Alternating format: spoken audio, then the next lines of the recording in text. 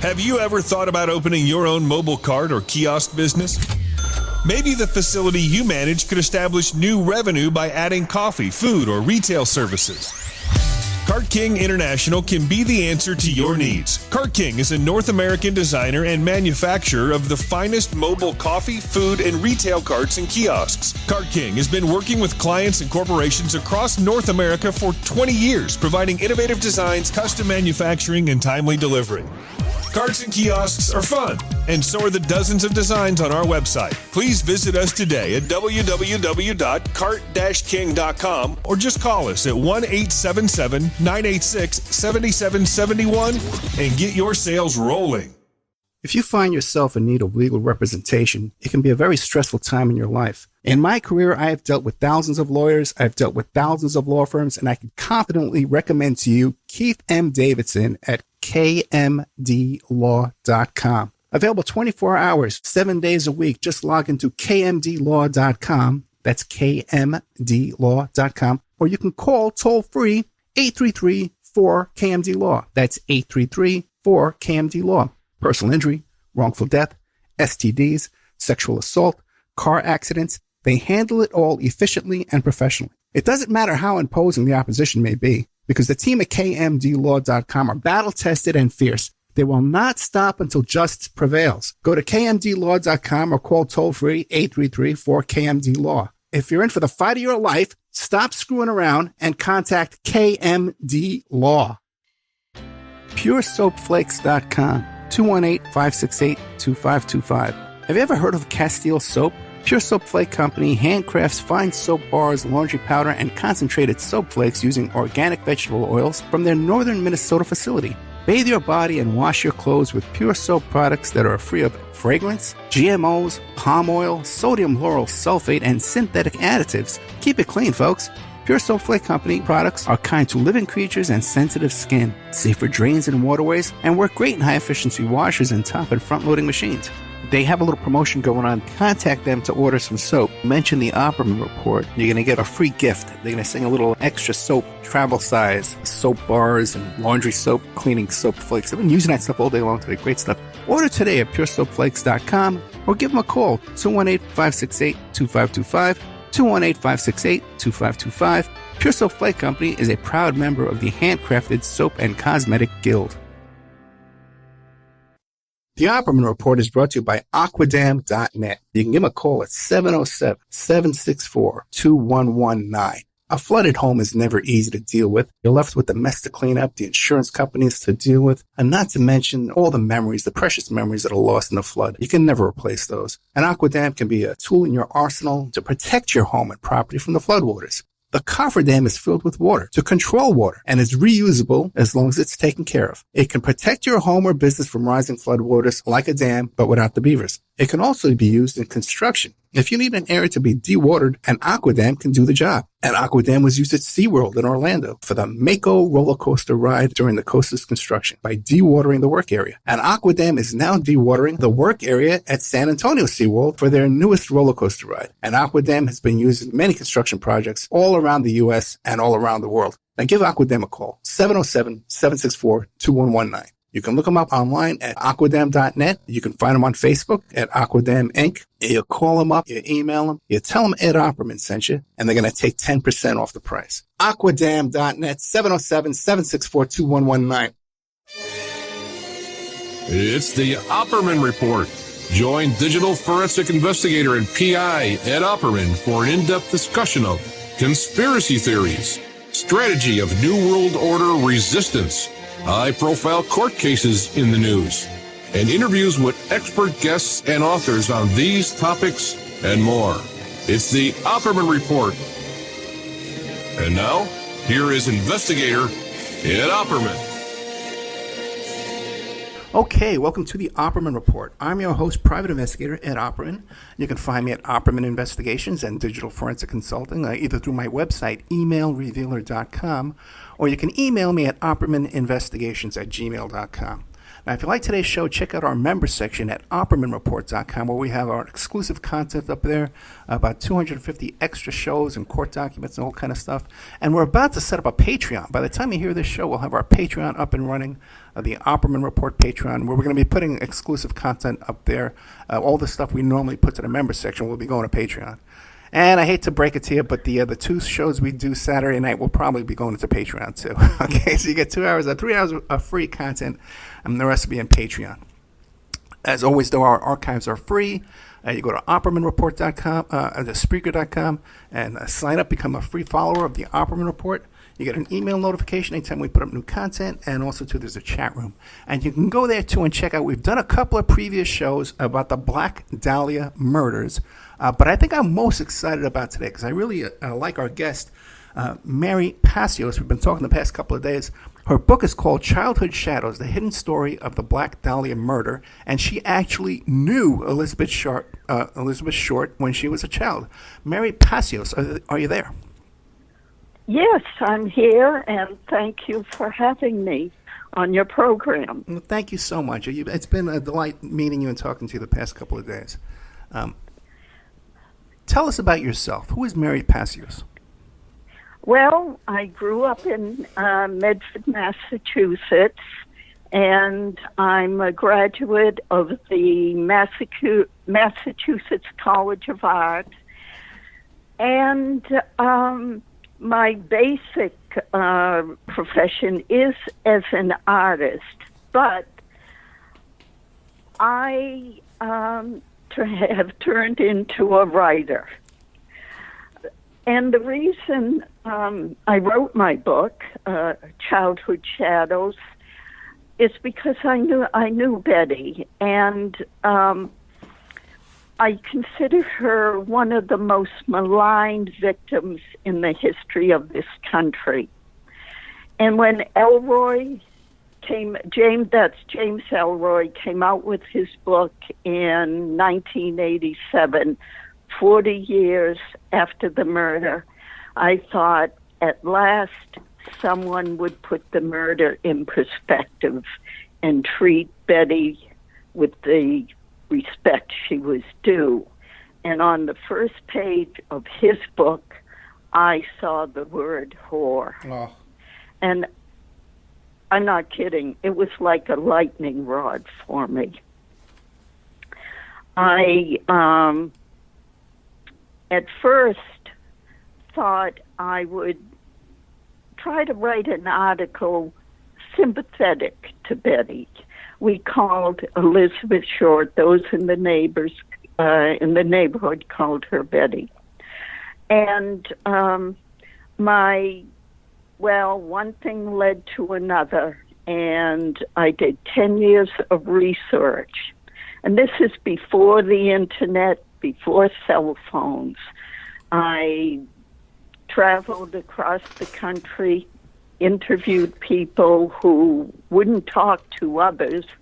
They had talked to me because I knew her and I was concerned about the victim. Now, my research turned into an 80-page chronology with a list of 400 names. And after my 10 years of research, I took 2 years to write the book, which came out in 1999 and updated in 2007.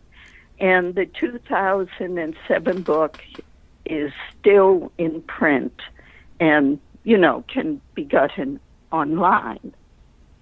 All my research files and photographs, documents, notes, photos, tapes, a large triptych I did honoring Betty, have been donated to the Medford Historical Society. They are closed right now because of the COVID-19 virus, but when the Historical Society reopens, the photos and select items from my research and my triptych will be the featured exhibit. And Mary, you must be incredibly honored to have your work featured in this historical society. Yeah, oh yes. It has been displayed in various shows across the country. Excellent. So people should keep an eye out for that. The Medford Historical Society in Medford, Massachusetts. And once the quarantine stuff is lifted, you can go down there and check out some of Mary Passio's work that went into the childhood shadows, the hidden story of the Black Dahlia murder. Betty, Betty, I keep calling you Betty now. Mary, why don't you tell us about the real Betty Short? Well, in our neighborhood of Massachusetts, Medford, Massachusetts, and the neighborhood, was houses around Fifield Court, and our house was at 101 Salem Street. And the triple-decker where Betty Short lived was at 115 Salem Street. This neighborhood has since been demolished. Mm. But to describe Betty, she was about 5'5", 5'6", beautiful, pale skin with jet black hair, and blue-green translucent eyes. She was beautiful, and she was well-liked by everyone in the neighborhood. In fact, everyone I spoke to who knew her, when I interviewed them, I would say, forget about the murder and just tell me about Betty, what you knew about her. And they'd all smile and tell me these great anecdotes. The murder devastated the neighborhood. I don't know if many people realize, but a reporter had called Mrs. Short before the police and had told her mother that Betty had won a beauty contest. And then he finally, when he confirmed that it was indeed her mother he was talking to, he then broke the news that Betty had been murdered. At first, when the reporters showed up, at first the people in the neighborhood talked to them. But when the smears started and the news, they read the first stories coming out, distorting Betty, the Betty they knew. The neighbors clammed up, stopped talking to reporters and said, we knew nothing about her. But what we know is that Betty was a very friendly person. She befriended me when I was a child during a very difficult period for me. And there was always an excitement when Betty was in town. She started traveling during the war years, first to Florida, then to California, and in Florida she worked as a waitress. We all felt that if anyone could make it, Betty was. And she liked to cheer people up. If you were down, Betty would try to draw you out. And, the neighbors couldn't say enough good things about her. Mary, what's the age difference between you and Betty Short? It's 10 years. So she was 10 years Betty, old. Yes. She went to school with my brother. And she befriended me when I was 5 years old because I had a traumatic traumatic event which I do not want to discuss on the air. But when all the adults couldn't deal with it, Betty was the one person who would take me for walks, buy me ice cream cones, and over the years, she, during the war years, she'd always come and see me and take me out, sometimes to the movies. In fact, Betty taught me how to write. And before I went to school, before I had the first grade, I could write her name. I would copy. I couldn't write my own, but I could write in script her name. The other thing I'd like to mention, in Massachusetts, with people who knew her, we called her Betty. In Florida and California, people who knew her called her Beth. So, Mary, why don't you tell us about Betty Short's family? Well, she was a middle child of five, with 5 girls. The father had deserted the family during the Depression, and so I never knew the father. But there were 5 sisters. Eleanor, Virginia, known as Jenny, Dorothea, known as Dottie, Eleonora, known as Noni, Elizabeth, that was Betty, and then a younger child, Muriel. Betty and Muriel were the sisters I knew the most. And when I knew them, their mother was working in a bakery in downtown Medford. She later worked as a bookkeeper in Boston. Offhand, I don't remember the name of the company. But the girls were all well brought up, well liked. And I'd like to clear one thing up at this time. Sure. Elroy described Medford as a smoke-belching factory town, which is so far from the truth. It's a 5-mile suburb of Boston, and very proud of its historic pleasure. And I think there was one factory which made boxes, and that's all. But it was a nice place to bring up children. That's why you have. Did you stay in touch with Betty when she moved to California? Yes.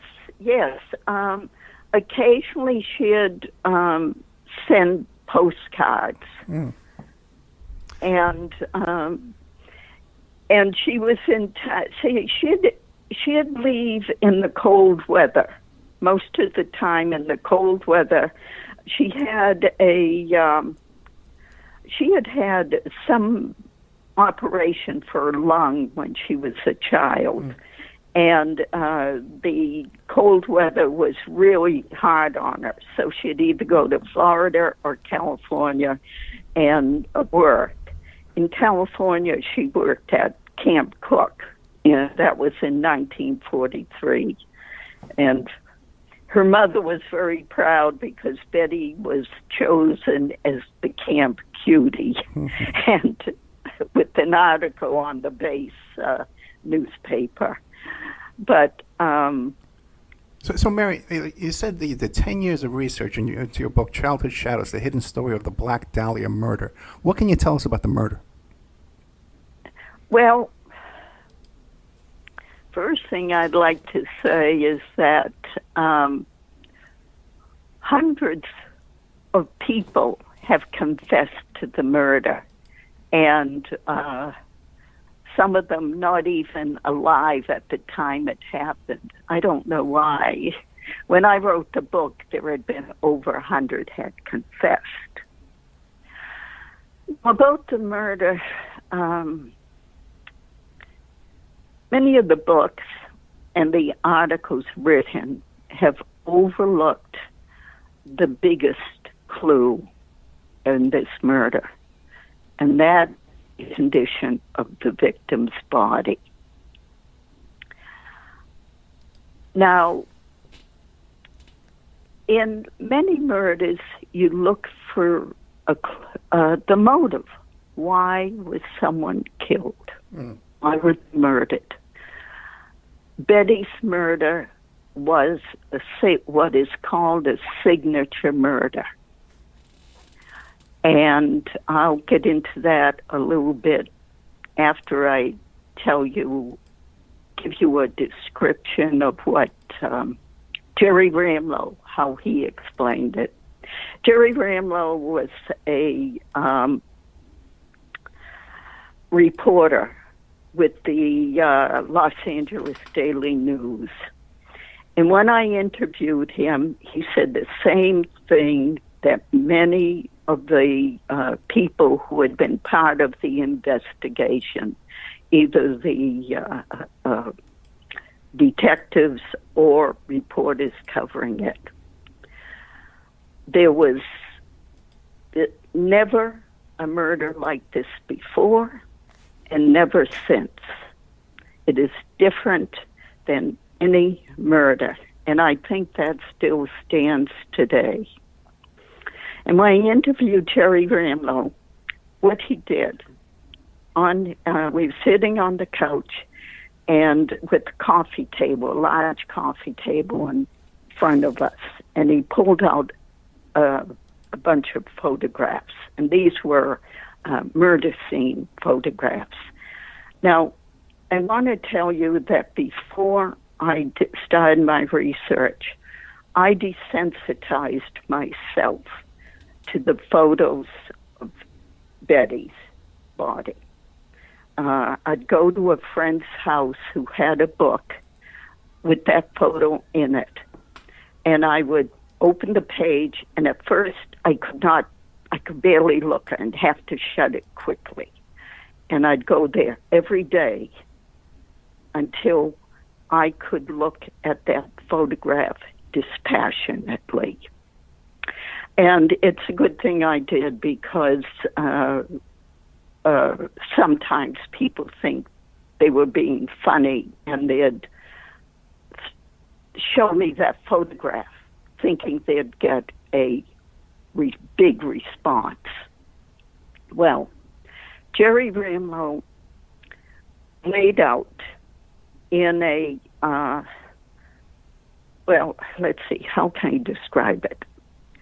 He laid out photographs of, from different crime scenes of murdered women on the perimeter of this coffee table.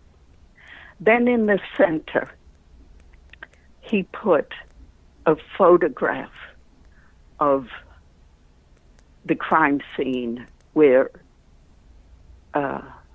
Elizabeth Short's body had been placed. And he said to me, "Do you see the difference?" And it was so apparent. All these other crime scenes, the murdered women, the bodies had either been dumped or they were at the place where they had been murdered. And Betty Elizabeth Short's body was posed. Now, and while all the others were sort of dark, because gray tones, hers was so white, looked like a mannequin almost. Now, and here's where I want to get into the victim's body. This is something that writers and articles don't get into. They go spinning off on their theories. This was a signature killing. And a signature killing is always suspected when a body is posed. Can you describe how the body was positioned, how it was posed? Well, her upper body, the arms were raised up at, bent at the angle and raised up. Not raised straight up, but bent at angles. The hips, it was jogged over slightly, and the legs spread apart. And the body was left in the vacant lot a few inches from the sidewalk where it was sure to be seen. Mm. And I spoke to the woman who discovered the body. And she said, I thought it was a mannequin. And I asked, and then I said to her, but you knew you had to call the police. And she said, yes, I knew I had to call the police. She was wheeling her child in a stroller and ran across the street and banged on her door to get somebody to let her call the police. Now, a signature killing, it's what the person, the perpetrator, does after the murder that is the signature, the posing of the body, cutting in half, the knife marks made after the death, the washing, the putting henna in the hair so it's reddish. Mm. Now, at this point, I want to say, times and investigative methods have changed over the years. The crime scene in 1947 was not secured. The reporters were all over the place. Sometimes they'd be, quote, helping the police. They had so many phone calls after this murder that sometimes it would be reporters answering the phone, and they would rush out with the tip before giving it to the police. I had all these descriptions right from the horse's mouth because I interviewed a number of reporters who covered the crime. Now, this murder is never going to be solved because the one piece of evidence that would have solved the murder disappeared like many items from the LAPD files over the years. And that would be the envelope that the killer mailed to the Los Angeles Police Department that contained articles that were known to be in Elizabeth Short's purse, her ID, address book, etc. Now, there would have been DNA on the flap of the envelope, which would have been licked to seal it. And there would have been some DNA there. Mary, did the envelope contain like a letter or something, or just trinkets? No, there was on the outside and pasted letters. Hmm. And what did it say? Now, what did it say? What did it say? Well, you know what? This is a good time to take a commercial break anyway. So why don't we take a little commercial break? When we get back, you can refresh your memory there, and we can get into the whole story. And you've come to the conclusion that you believe it was Orson Welles who was responsible for this murder. So we'll be getting to that when we get back to it. The book is called Childhood Shadows, The Hidden Story of the Black Dahlia Murder. Our guest is Mary Passios. And keep an eye out there for the Bedford Historical Society when they reopen, because you can go there and view some of her photos, tapes, and the material she used to create this book. We'll be right back after these messages with more of Mary Passios. And now a word from our sponsors. If you find yourself in need of legal representation, it can be a very stressful time in your life. In my career, I have dealt with thousands of lawyers, I've dealt with thousands of law firms, and I can confidently recommend to you Keith M. Davidson at kmdlaw.com. Available 24 hours, 7 days a week. Just log into kmdlaw.com. That's kmdlaw.com.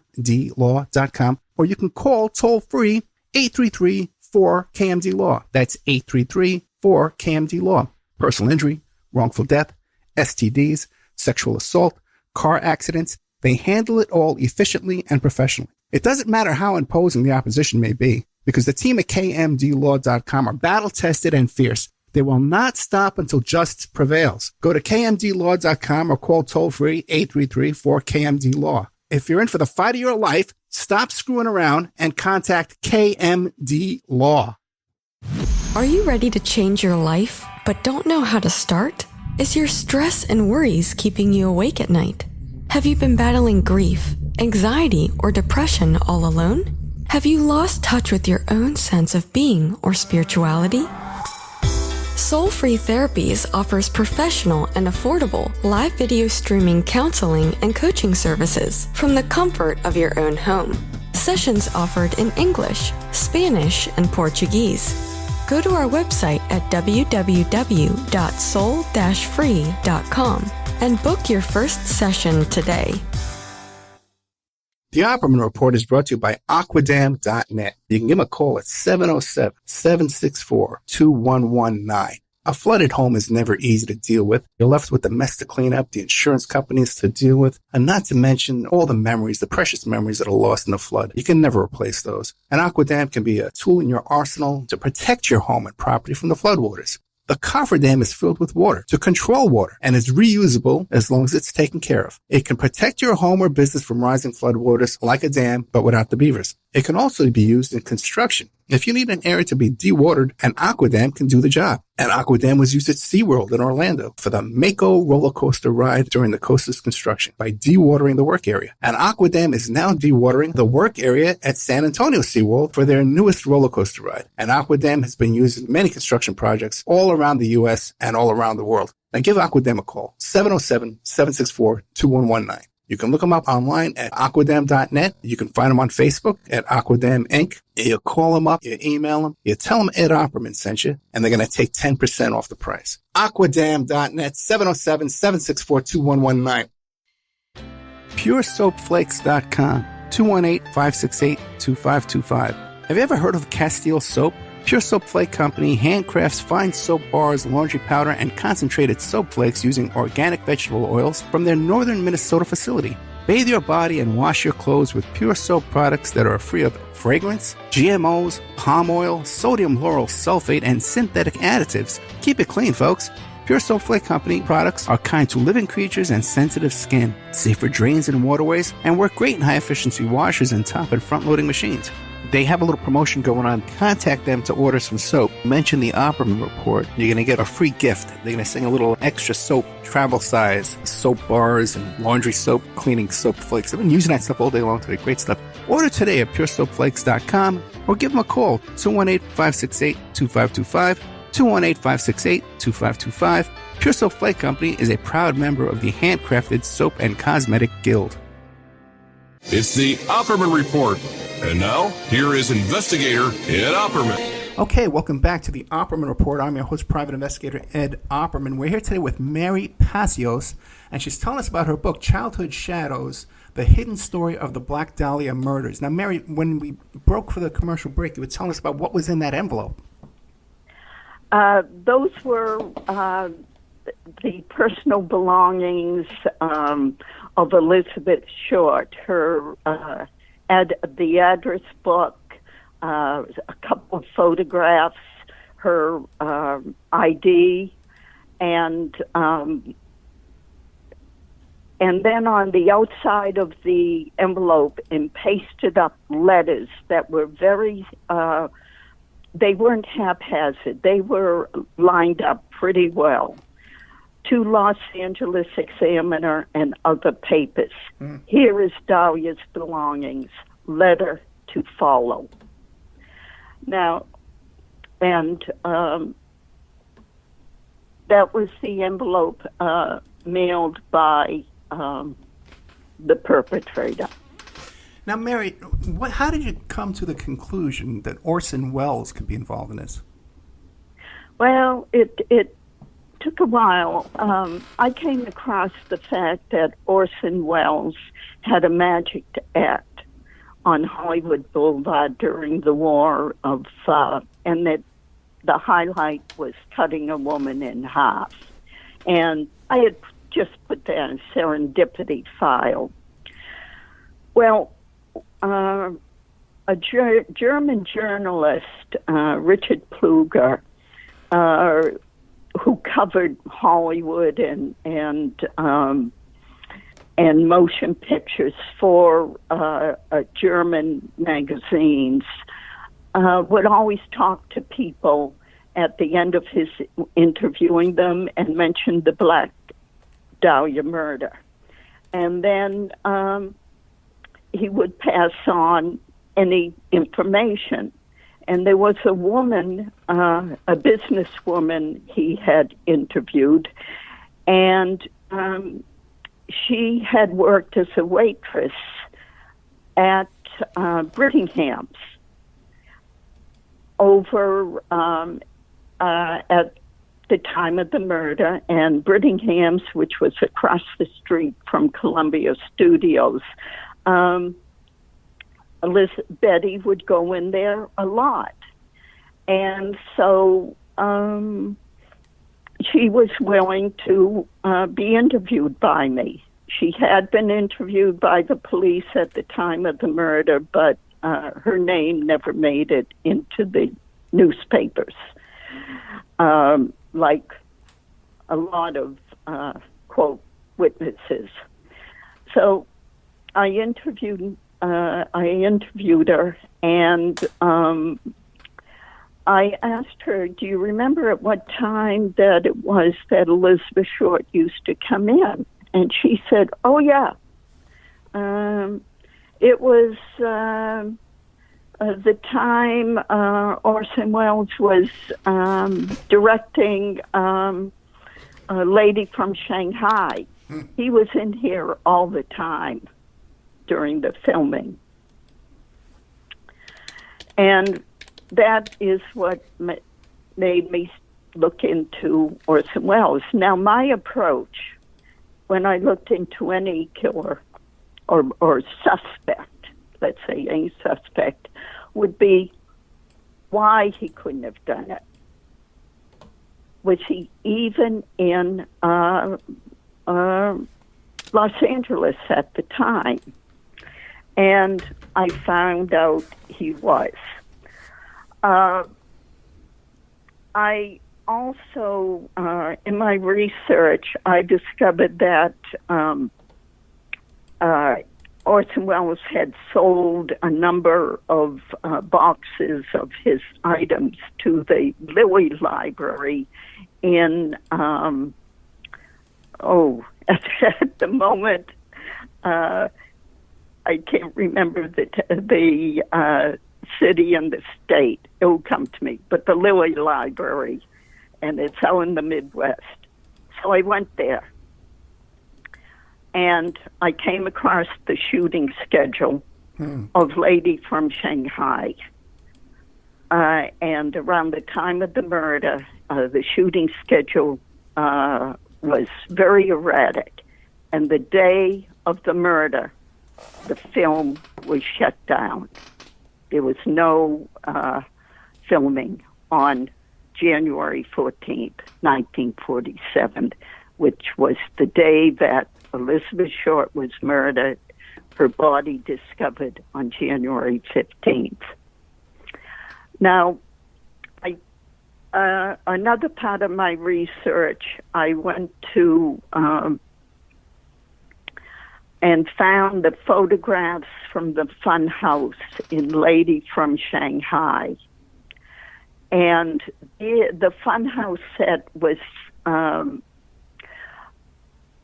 constructed in around October 1946, before the murder. And in there are a number of items, paintings of a cow flayed to the midsection, a doll in a pot cut in half. It has Rita Hayworth, who was Orson Welles' wife at the time, with her arms raised, holding legs that came down from the ceiling, mannequin legs. You'd have to see photographs to see it. At the Lilly Library, I also saw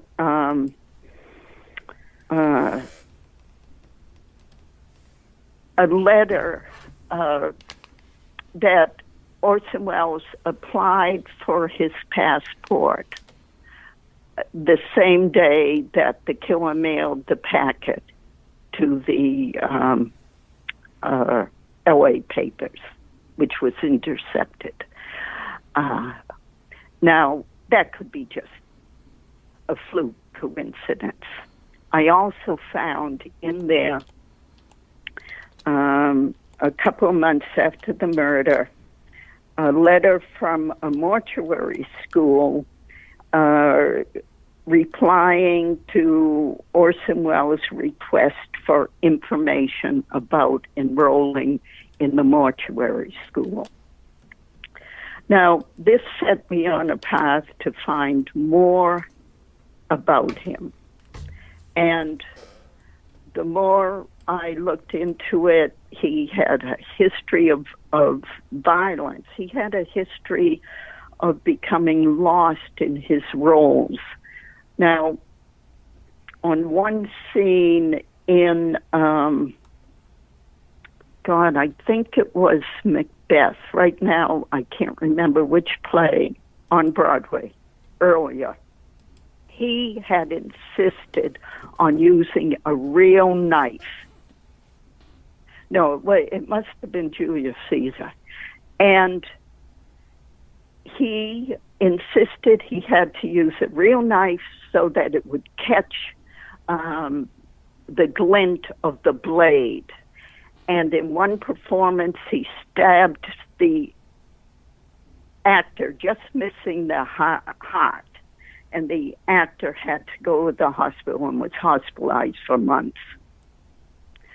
There is, if you read his biographies, there's a lot of history of violence. And one thing I want to point out at the time, Orson Welles was not the huge obese person that we remember from his wine commercials that he did later. But he was pretty slim. I have a photograph of him working on that Lady from Shanghai set. And he was 6'2". I can't guess how many hundreds of pounds he weighed, but he was in good shape. Now, a few months after the murder, the myth is that Welles was driven from Hollywood. But what I found in the Lilly files, negated that completely. There were all this correspondence from Republic Studios asking him to come back. He left without finishing the editing of a film he was working on. And it was Darryl Zanuck who helped him stay in Europe by giving Wells money that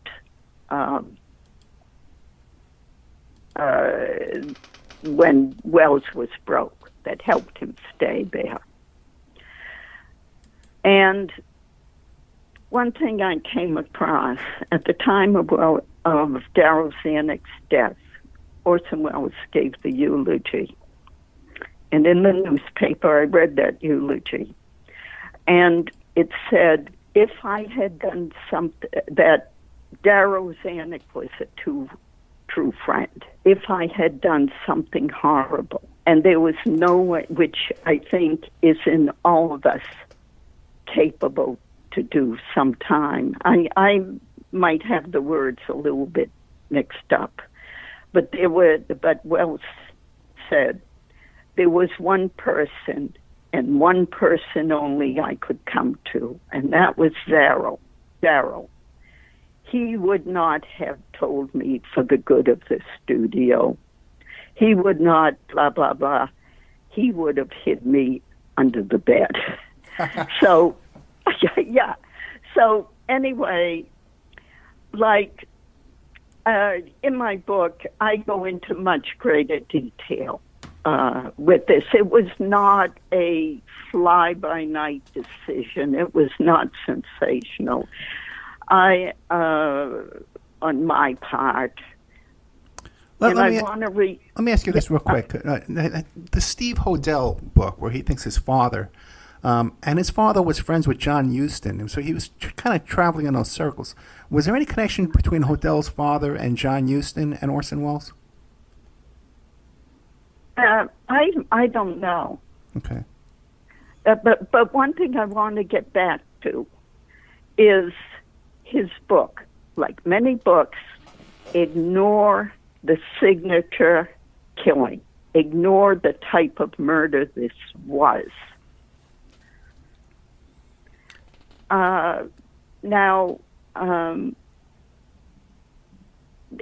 But people, you can only say someone is a suspect because, as I said, any DNA evidence has been lost, and DNA is irrevocable evidence. So let me ask you another quick question. You mentioned that Betty Short, her hair, they put henna rinse in her hair to make it turn red.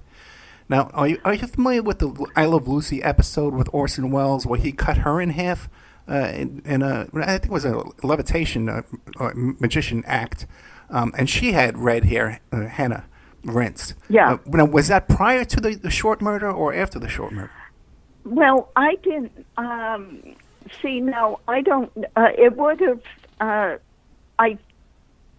My ballpark guess. It would have to be after because he was fat. He was fat in that show, so it would have to be after. Oh, if he was fat, yeah. Okay. Yeah. It would have been, and I don't recall coming across it. I came across a reference that he wanted to use Rita Hayworth in his act, and Harry Cohn, the the head of Columbia Studios, put an immediately stop to that. And Orson Welles used Marlene Dietrich instead. Well, that's interesting. Now, you mentioned, too, the positioning of the body where her legs were spread and her hands over her head. Did you know that another body was placed by the Rodney Alcala, the dating game killer, that he had murdered a young lady and placed her body in that same position as the Dahlia victim, facing toward Marlon Brando's house? Huh. Yeah, that's kind of odd. Yeah, what year was that? That would have been across. it would have been in the 70s. I'll send you some links. It's a fascinating story. The dating game killer. He was on the dating game show, and his trial went on for years and years. And we also have some information exclusive to this show that one of his teenage victims was a kid that was connected to the John Wayne Gacy murders that was supposedly under John Wayne Gacy's house. And Rodney Alcala, too, interestingly enough, was a film student under Roman Polanski. Who also seemed to be involved. Any connection you know between Orson Welles and Marlon Brando or Roman Polanski? I never came across any connection whatsoever. And I read, as I said, I looked in the files, and I read a number of his biographies and spoke to his biographers, and no connection whatsoever.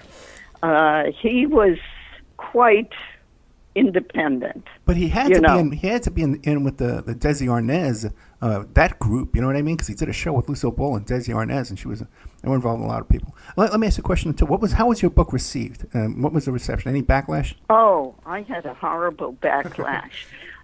My book was well received, better in England and in Europe. In fact, one of the best articles about the book came in, was written a couple years ago by a British journalist. But in this country, I was badly smeared and called an opportunist, and I can't even describe everything.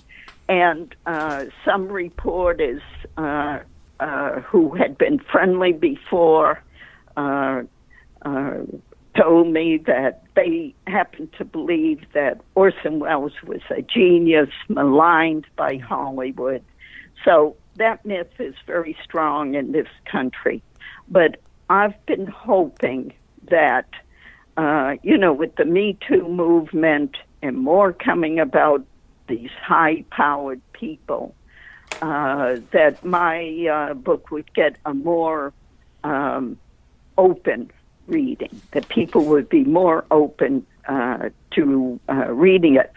I have two reactions. People who have read my book say, aha, there might be something to this. People who haven't read my book call me names and whatever. And once again, the book is called, where is it here? Childhood Shadows, The Hidden Story of the Black Dahlia Murders by Mary Passios. Now, Mary, also, too, since the book came out, have you heard from the Orson Welles estate?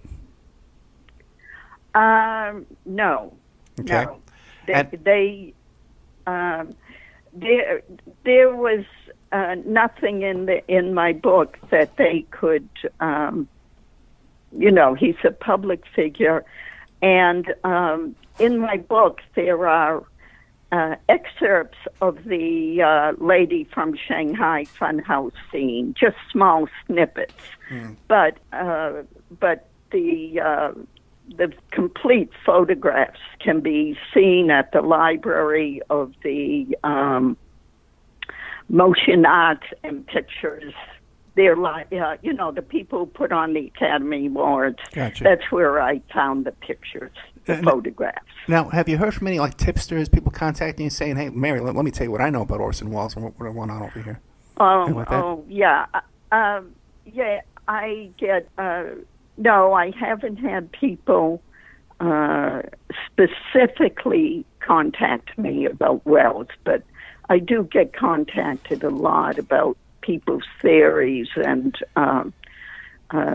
at first I responded. I don't respond anymore because most of them haven't really done in-depth research. Yeah, true crime is a rough audience. Anybody goes into a true crime book or a topic, and let me tell you got your hands full because the audience is very tough. We got about 1 minute left, Mary. What do you want to leave us with? Well, I want to say that Elizabeth Short was a wonderful, beautiful person, and she didn't deserve the treatment she got in the press. And I hope that my book gives a fuller picture of who she was. And once again, And that book is Childhood Shadows, The Hidden Story of the Black Dahlia Murders. Mary Pacios, check her out at the Medford Historical Society coming up as soon as the quarantine is lifted. Mary Pacios, thank you so much. Well, thank you for having me. Good night. Good night. And now a word from our sponsors. OppermanReport.com. Hey, do you like what you're hearing? Do you like the work that you see us doing here at Opperman Report? You can support that work by becoming a member at OppermanReport.com. And as you have access to over 200 exclusive shows and interviews that you can't find on YouTube or Spreaker or iHeart or iTunes or KYAH. You can't find them anywhere else online, exclusive to our member sections, to our members. Also, too, there's images, videos, documents, court docs. And don't forget, you can hear your ad played here on the Opperman Report, reach hundreds and hundreds of thousands of people on a daily basis because the show is repeated every day all over the world. Contact me at oppermanreport@gmail.com and I'll give you a good deal on advertising rates. Have you ever thought about opening your own mobile cart or kiosk business? Maybe the facility you manage could establish new revenue by adding coffee, food, or retail services. Cart King International can be the answer to your needs. Cart King is a North American designer and manufacturer of the finest mobile coffee, food, and retail carts and kiosks. Cart King has been working with clients and corporations across North America for 20 years, providing innovative designs, custom manufacturing, and timely delivery. Carts and kiosks are fun, and so are the dozens of designs on our website. Please visit us today at www.cart-king.com or just call us at 1-877-986-7771 and get your sales rolling. The Opperman Report is brought to you by Aquadam.net. You can give them a call at 707-764-2119. A flooded home is never easy to deal with. You're left with the mess to clean up, the insurance companies to deal with, and not to mention all the memories, the precious memories that are lost in the flood. You can never replace those. And Aquadam can be a tool in your arsenal to protect your home and property from the floodwaters. The cofferdam is filled with water to control water and is reusable as long as it's taken care of. It can protect your home or business from rising floodwaters like a dam, but without the beavers. It can also be used in construction. If you need an area to be dewatered, an Aquadam can do the job. An Aquadam was used at SeaWorld in Orlando for the Mako roller coaster ride during the coaster's construction by dewatering the work area. An Aquadam is now dewatering the work area at San Antonio SeaWorld for their newest roller coaster ride. An Aquadam has been used in many construction projects all around the U.S. and all around the world. Now give Aquadam a call, 707-764-2119. You can look them up online at aquadam.net. You can find them on Facebook at Aquadam Inc. You call them up, you email them, you tell them Ed Opperman sent you, and they're going to take 10% off the price. Aquadam.net, 707-764-2119. Are you ready to change your life, but don't know how to start? Is your stress and worries keeping you awake at night? Have you been battling grief, anxiety, or depression all alone? Have you lost touch with your own sense of being or spirituality? Soul Free Therapies offers professional and affordable live video streaming counseling and coaching services from the comfort of your own home. Sessions offered in English, Spanish, and Portuguese. Go to our website at www.soul-free.com and book your first session today. PureSoapFlakes.com. 218-568-2525. Have you ever heard of Castile Soap? Pure Soap Flake Company handcrafts fine soap bars, laundry powder, and concentrated soap flakes using organic vegetable oils from their northern Minnesota facility.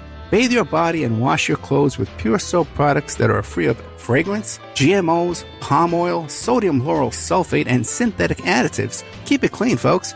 Pure Soap Flake Company products are kind to living creatures and sensitive skin, safe for drains and waterways, and work great in high-efficiency washers and top and front-loading machines. They have a little promotion going on. Contact them to order some soap. Mention the Opperman Report. You're going to get a free gift. They're going to send a little extra soap, travel size, soap bars and laundry soap, cleaning soap flakes. I've been using that stuff all day long today. Great stuff. Order today at puresoapflakes.com or give them a call, 218-568-2525. 218-568-2525. Pure Soap Flake Company is a proud member of the Handcrafted Soap and Cosmetic Guild.